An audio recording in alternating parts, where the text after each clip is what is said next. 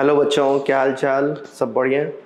Basically आज मैं आपको एक छोटा सा कॉन्सेप्ट एक्सप्लेन करने वाला हूँ 12th के टॉपिक का, that is electric flux. Already आपने पढ़ रखा है कि फ्लक्स क्या होता है और हम उसके बिहाफ पे फिर फर्दर गॉसेस लॉ को डिफाइन करते हैं कि Gauss's law and Gauss's law का क्या कहाँ पे वैलिड है और गॉसेस लॉ के बिहाफ पे हम किस तरह से किसी भी क्लोज सरफेस के लिए फ्लक्स कैलकुलेट करते हैं।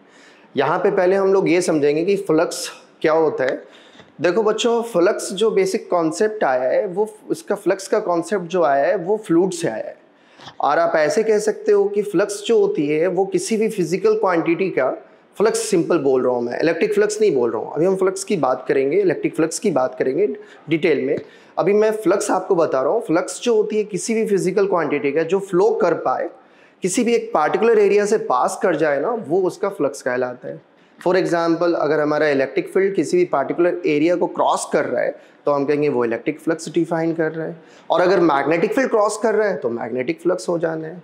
और इसी तरह से कह सकते हो फ्लूइड का किसी भी एक पार्टिकुलर एरिया से पास करना फ्लूइड फ्लक्स कहलाता है।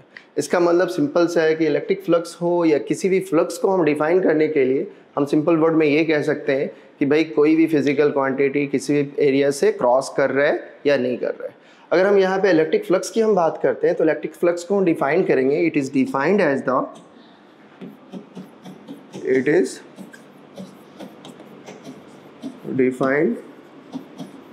The number of electric field lines passing through given surface area।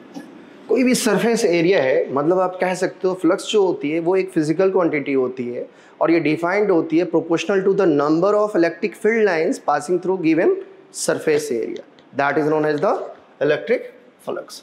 अब देखो यहाँ पे आपके पास इलेक्ट्रिक फ्लक्स मतलब इलेक्ट्रिक फील्ड होना कंपलसरी है। मान लो कोई एक एरिया हमने ये ले लिया और इससे इलेक्ट्रिक फील्ड लाइंस इस तरह से जा रही है, that is the E.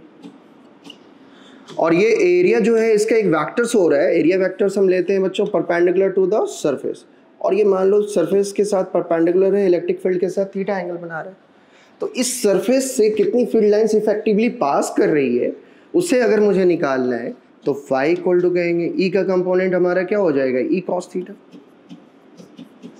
Along the direction of area vectors S. तो आपका हो जाएगा बच्चा ई cos theta electric field along the direction of area into S, that is E S cos theta. आप ध्यान से देखो यहाँ पे एरिया हमारा क्या था, थ्रू आउट कॉन्स्टेंट है।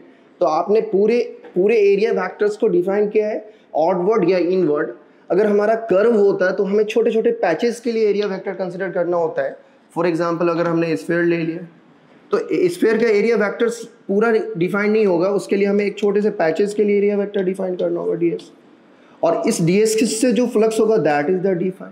फिर वहाँ पे अगर मुझे फाई नेट चाहिए होता है तो फिर हम वहाँ पे इंटीग्रेट करेंगे ई ds cos थीटा पूरे क्लोज सरफेस। दो चीजें जो ध्यान रखनी है, पहली चीजें आपको ध्यान ये रखनी है कि थीटा जो होता है that is the angle between area vectors and electric field. Already मैंने बता रखा है एरिया वेक्टर्स जो होते हैं वो एरिया को एज ए वेक्टर क्वांटिटी मानते हैं और जो सरफेस के परपेंडिकुलर होता है। दो तरह के सरफेस होते हैं, एक ओपन सरफेस और दूसरा क्लोज सरफेस। ओपन सरफेस के लिए आइदर ऑडवर्ड और इनवर्ड ले सकते हो, क्लोज सरफेस के लिए हमेशा रेडियली ऑडवर्ड होता है। तो ये हमारा एरिया वेक्टर्स के साथ जो कंपोनेंट हो जाता है। अब अगर मैं इसे वेक्टर फॉर्म में लिखना चाहूँ तो मैं फ्लक्स को इस तरह से डिफाइन कर सकता हूँ, phi equal to E vectors dot S vectors. इसका मतलब यहाँ पे दो वेक्टर क्वांटिटी का डॉट प्रोडक्ट हो रहा है, तो ये कैसी क्वांटिटी हो जाएगी, it is scalar physical quantity. ठीक है, यूनिट क्या हो जाएगा, इलेक्ट्रिक फील्ड का क्या होता है यूनिट बताइए, force per unit newton metre square per coulomb, या फिर हम इसे लिख सकते हैं वोल्ट पर मीटर, और यहाँ से मीटर स्क्वायर है तो वोल्ट मीटर, तो और करके हमारा 2 यूनिट मिल जाता है, volt metre newton metre square per coulomb. तो हमें एक आइडिया मिल गया कि फ्लक्स बेसिकली कुछ नहीं है, number of field lines pass करना किसी भी एक गिवन सरफेस से, वो हमारा बताएगा इलेक्ट्रिक फ्लक्स को। अब ये number of electric field line जितनी ज़्यादा होगी उतना ज़्यादा हमारा उस सरफेस के लिए फ्लक्स डिफाइंड होगा। मैथमेटिकली हम इसको डिफाइन करते हैं phi equal to E cos theta into S. S जो है वो हमारा एरिया है और ई कॉस थीटा कंपोनेंट है इलेक्ट्रिक फील्ड का along the direction of area. और यहाँ से हमारा फाई का जो फॉर्मूला निकलता है वो ई एस कॉस थीटा होता है। Theta angle between electric field and area vector होता है। क्वेश्चंस में ज़्यादातर आपको एंगल जो दिए जाते हैं वो इस तरह से दे दिए जाते हैं कि electric field passing through the given surface and making angle 30 degree. तो ये जो 30 डिग्री है वो सरफेस के साथ एंगल बन रहा है, तो आपको जो एंगल लेना होगा वो कौन सा लेना होगा, 60 डिग्री। अब इसके अलग अलग केसेस होते हैं। फर्स्ट केस क्या बन सकते हैं, if theta equal to 0 degree. जब थीटा 0 डिग्री होगा तो आप बताओ कि कोई भी सरफेस एरिया है,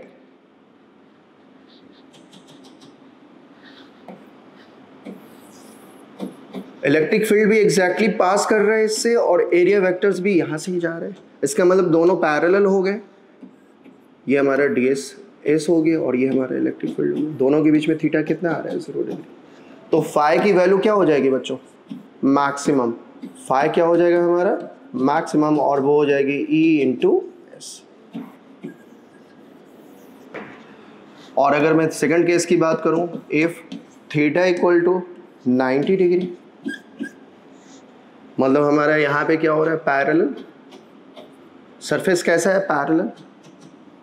सरफेस परपेंडिकुलर है और एरिया वेक्टर क्या है हमारा, पैरेलल है। दो तरीके से बोला जाता है। यहाँ पे आप ऐसे कह सकते हो, सरफेस जो है वो परपेंडिकुलर टू ई, और यहाँ पे कह सकते हो सरफेस जो है वो पैरेलल है इलेक्ट्रिक फील्ड के साथ। इसका मतलब हमारा सरफेस जो है वो इस तरह से है और इलेक्ट्रिक फील्ड हमारी इस तरह से जा रही है। तो आप देखोगे यहाँ पे एरिया वेक्टर एग्जैक्टली जो एंगल बनाएगा वो 90 डिग्री बनाएगा। थीटा 90 होगा तो कॉस 90 की वैल्यू 0 हो जाती है। तो आप कह सकते हो कि फाई नेट भी हमारा क्या हो जाएगा, 0। इट मीन्स कोई भी फील्ड लाइंस इस सरफेस को क्रॉस नहीं करेगी। फील्ड ऐसे आगे ऐसे कट करके नहीं जाएगी। अगर किसी भी सरफेस को मैंने पैरेलल रख दिया है तो सारी फील्ड लाइंस यहाँ से क्रॉस कर जाएगी। इस सरफेस को कोई भी फील्ड लाइंस क्रॉस नहीं करेगी, तो इसके लिए फ्लक्स 0 हो जाएगा। जैसे जैसे मैं इंक्लिनेशन करूँगा तो फील्ड लाइंस पास करने लगेगी। और मैक्सिमम कब होगा, जब एग्जैक्टली सरफेस को हमने परपेंडिकुलर रख दिया है फील्ड लाइंस के डायरेक्शन में, तो हम कहेंगे मैक्सिमम इलेक्ट्रिक फील्ड लाइंस यहाँ से क्रॉस कर रही है। ये तो बेसिक आइडिया थे, बेसिक फॉर्मेट थे। अब इस पे क्वेश्चन जो बनते हैं वो अलग अलग टाइप के बनते हैं। देखो 2 फॉर्मेट के क्वेश्चंस बनते हैं। एक तो हमारा सिंपल बनता है कि भाई कि कॉन्सेप्ट डिफिनेशन पे क्या क्या क्वेश्चंस हो सकते हैं और कैसे हम डिफाइन करेंगे। तो एक सिंपल से मैं बच्चों क्वेश्चंस ले रहा हूँ एक आपके लिए। देखो एक चार्ज Q ले लिया हमने, प्लस Q, और इसको यहाँ पे हमने फिक्स्ड कर दिया।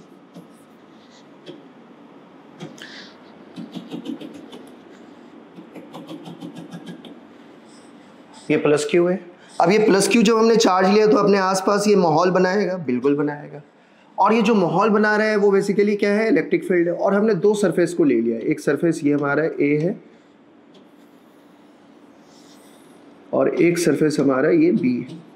अब आपको अगर कंपेयर करने बोल दे कि compare the electric field EA and EB, phi A and phi B। तो देखो बच्चों, अगर चार्ज हमने फिक्स कर दिया है तो आपको पता है कि पॉजिटिव चार्ज से फील्ड लाइंस बाहर की तरफ निकलती है और फील्ड लाइंस जो होती है वो E inversely proportional of R square होती है। इसका मतलब ये है कि यहाँ पे जैसे जैसे आप R जाओगे, डिस्टेंस दूर जाओगे, इलेक्ट्रिक फील्ड की वैल्यू कम होती जाएगी और दूर। इसका मतलब ये हो रहा है यहाँ पे स्ट्रेंथ ज़्यादा होगा और B पे स्ट्रेंथ कम हो जाएगा, तो EA ग्रेटर देन।